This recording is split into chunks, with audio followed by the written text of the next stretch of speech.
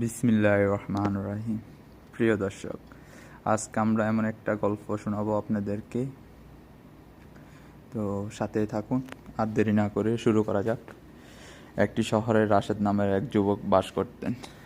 ছোটবেলা থেকে সে নামাজ পড়তেন, কোরআন তেলাওয়াত করতেন এবং মসজিদে যেতেন, ভালোভাবে চলাফেরা করতেন। কিন্তু বড় হওয়ার পর সে ধীরে ধীরে দুনিয়ার মোহ তাকে গ্রেস করে রাখছে। ব্যবসা, অর্থ, বন্ধু বান্ধবদের সাথে আড্ডা, ভোগ বিলাসিতা সাথে জড়িয়ে গেছে। আল্লাহর অনুসরণ থেকে সে সরে গেল। বছরের পর বছর কেটে গেল, 5 ওয়াক্ত নামাজ ছেড়ে দিল, কোরআন পড়া বন্ধ করে দিল। অনেকে তাকে উপদেশ দিতেন, কিন্তু সে বলতো, এখন জীবনটা উপভোগ করার সময়, বুড়ো হলে তওবা করব। একদিন গভীর রাতে হঠাৎ তার বুকে তীব্র ব্যথা শুরু হলো। পরিবারের লোক তাকে দ্রুত হাসপাতালে নিয়ে গেলেন, চিকিৎসার সর্বোচ্চ চেষ্টা করলেন, কিন্তু তাদের অবস্থায় হয়ে উঠল। হাসপাতালে থেকে বিছানা শুয়ে সে জীবনের প্রতিটি ভুল একে একে মনে করতে লাগলো। তার চোখ দিয়ে ঝরঝরে পানি চলে আসলো। ঠিক তখনই একজন আলেম তাকে নরম কণ্ঠে বললেন, ভাই, যতক্ষণ প্রাণ আছে ততক্ষণ আল্লাহর রহমতের দরজা খোলা আছে। অন্তর থেকে তওবা করুন, আল্লাহর কাছে ক্ষমা চান। রাশেদ কাঁদতে কাঁদতে বলেন, হে আল্লাহ, আমি আপনার অবাধ্য বান্দা ছিলাম। আমি আমার সব গুনার জন্য লজ্জিত। আপনি আমাকে ক্ষমা করে দেন। আমি একমাত্র আপনার কাছে ফিরে যেতে চাই।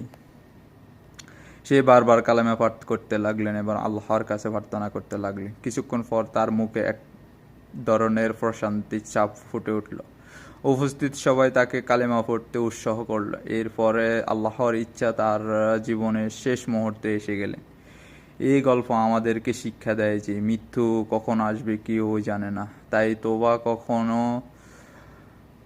কখনো আগের দিনের জন্য ফেলে রাখা উচিত নয়। একই সঙ্গে ইসলামের শিক্ষা হলো, একজন মানুষের যতই বড় গুনাহ করে থাকুক না কেন, তিনি মৃত্যুর আগে আন্তরিকভাবে আল্লাহর কাছে ফিরে আসতে চাইলে ফিরে আসা যায়। তওবার দরজা কবুল হওয়ার সুযোগ থাকে।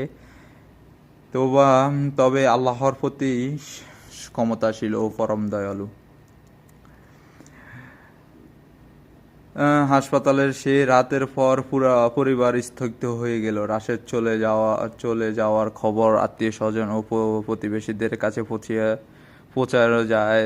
যারা একসাথে তাকে দুনিয়ার আনন্দ মগ্নে দেখেছেন, তারাও আজ তার নিথর দেহ দেখে গভীর চিন্তিত পড়ে গেল। জানাজার আগে তার ছোট ভাই রাশেদ আলমারি গুছাতে গিয়ে একটি পুরানো কোরআন শরীফ খুঁজে পেলেন। কোরআনের ভিতরে একটি কাগজ রাখা ছিলেন। কাপা হাতে লেখা ছিলেন, হে আল্লাহ, আমি জানি আমি অনেক ভুল করছি। যদিও আমাকে আরেকটি সুযোগ দেন, আমি 5 ওয়াক্ত নামাজ কখনো ছাড়ব না। আমি আপনার পথে চলব। চিঠিটি পড়ে তার পরিবার সবাই কান্নায় ভেঙে পড়ল। তারা বুঝতে পারলেন শেষ মুহূর্তে রাশেদের অন্তরে সত্যিকারের অনুতাপ জেগে উঠেছেন। জানাজার দিনে মসজিদের ইমাম ও সংক্ষিপ্ত নসিহত করলেন। তিনি বললেন, ভাই বোনেরা, আমরা কারো শেষ পরিণতি সম্পর্ক নিশ্চিতভাবে কিছুই বলতে পারি না। কার তওবা আল্লাহর কবুল করবে তা একমাত্র তিনি জানে। তাই অন্যের বিচার না করে নিজের আমলের হিসাব নেওয়া একজন মুসলিমের কাজ। ইমামের কথা শুনে উপস্থিত অনেকের চোখে জলে ভিজে গেলেন। সেই দিন থেকে রাশেদের কয়েকজন বন্ধু নিজেদের জীবন বদলানোর সিদ্ধান্ত নিলেন। তারা নিয়মিত নামাজ শুরু করলেন, হারাম কাজ থেকে দূরে থাকার চেষ্টা করলেন এবং কোরআন তেলাওয়াতের দৈনিক জীবনের অংশ বানিয়ে নিলেন। রাশেদের জীবনের শেষ অধ্যায় জেনে তাদের জন্য একটি নীরব শিক্ষা হয়ে রয়েছে। রাশেদের মৃত্যুর কয়েক সপ্তাহ পর সবশেষে ঘনিষ্ঠ বন্ধু সোহেলের গভীর অস্থিরতা ও ভুগতে লাগলেন। তারা একসঙ্গে কত সময় নষ্ট করছেন, কত নামাজ ছেড়েছেন, এইসব কথা মনে বারবার ফিরে আসতেছে। এক রাতে তাহাজ্জুদের নামাজের তাহাজ্জুদের সময় আজানের ধ্বনি শুনে সোহাগের ঘুম ভেঙে যায়। সোহেলের ঘুম ভেঙে যায়। অজানা এক টানে সেই মসজিদের দিকে হাঁটতে শুরু করলেন। অনেক বছর পর সেই জামাতে ফজর নামাজ আদায় করলেন। জামাত শেষে ইমাম সাহেবকে বললেন, যে ব্যক্তি আজ আল্লাহর দিকে এক কদর এগিয়ে আসেন, আল্লাহ তার দিকে রহমতের দরজা খুলে দেয়। তাই কখনো আল্লাহর রহমত থেকে নিরাশ হওয়া যাবে না। এই কথাগুলো সোহেলের হৃদয় গভীরভাবে দাগ কাটালেন। সেই দিন থেকে সে নিজের জীবনে নতুন করে গড়ে তোলার সিদ্ধান্ত নিলেন। প্রথমে 5 ওয়াক্ত নামাজে নিয়মিত শুরু করলেন। এরপর হারাম উপার্জন থেকে হালাল রুজির পথ বেছে নিলেন। যাদের সঙ্গে অন্যায় করেছেন তাদের কাছে ক্ষমা চাইলেন এবং যার যা হক ছিল তা ফিরিয়ে নিলেন। একদিন সে রাশেদের কবরে জিয়ারত করতে গেলেন। সে দাঁড়িয়ে তার চোখের অশ্রু ভরে গেলেন। সে বললেন, বন্ধু, তোমার চলে যাওয়া আমাকে জেগিয়ে দিছে। আল্লাহর কাছে দোয়া করি যে তিনি যে তোমাকে ক্ষমা করে এবং আমাকেও সঠিক পথে অটল রাখে। সোহেল বুঝতে পারল মানুষের জীবন কত ক্ষণস্থায়ী। আজ যে সুস্থ কাল সে সুস্থ নাও থাকতে পারে। তাই দেরি না করে আজ আল্লাহর দিকে ফিরে আসাও।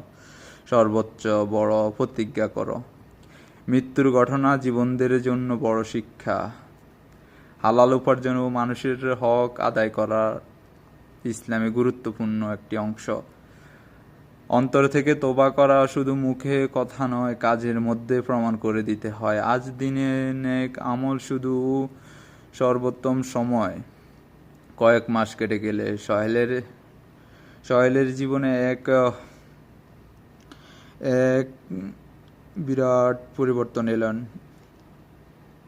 আগে যে মানুষটা রাত জেগে গুনাহ ও আড্ডার সাথে সময় কাটাতেন, এখন সে রাতে তাহাজ্জুদ নামাজ পড়তেন, আল্লাহর কাছে কান্নাকাটি করতেন। একদিন মসজিদের এক কিশোর তার কাছে এসে বললেন, ভাই, সবাই বলে আপনি আগে অন্যরকম ছিলেন, এখন বদলে গেছেন কিভাবে? সোহেল কিছুক্ষণ নীরব হয়ে বললেন, আমি নিজের চোখে দেখেছি মানুষের জীবন কত ছোট। আমার এক বন্ধু মৃত্যু আমাকে বুঝিয়ে দিয়েছেন মৃত্যু কখনো বয়স দেখে না। তাই সিদ্ধান্ত নিলাম বাকি জীবনটা আল্লাহর সন্তুষ্টই ব্যয় করব। এই ঘটনার সাথে আমার একটা ঘটনা মিলে যায় একদম হুবহু। আমার 2 বন্ধু আছে দেশে, নাম বললাম না। আলহামদুলিল্লাহ, বন্ধু। আগে আড্ডা দিত, অনেক খারাপ সঙ্গ থাকতে আড্ডা দিতেন, অনেক কিছুই করতেন, কিন্তু আলহামদুলিল্লাহ আজকে প্রায় 7-8 বছর ওরা অনেক চেঞ্জ হয়ে গেছে, অনেক, যা বলার বাইরে। মানুষ এইভাবে পরিবর্তন হয়, এটা আমার চোখের সামনে পরিবর্তন, দূরে কোথাও না। তো আল্লাহ চাইলে আল্লাহ হেদায়েত দিতে 1 মিনিটও লাগে না। তারপর আল্লাহর স্মরণ করো, আল্লাহ একদিন না একদিন হেদায়েত দান করবে সবাইকে।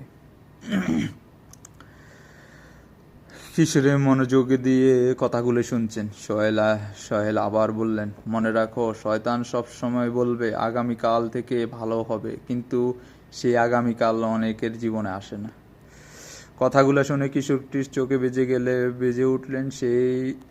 সেই দিন প্রতিজ্ঞা করলেন আর কোনো নামাজ ছাড়বে না। ধীরে ধীরে সোহেলের এলাকার তরুণদের নিয়ে একটি ছোট কোরআন শিক্ষা ও ইসলামের আলোচনা চক্র শুরু করলেন।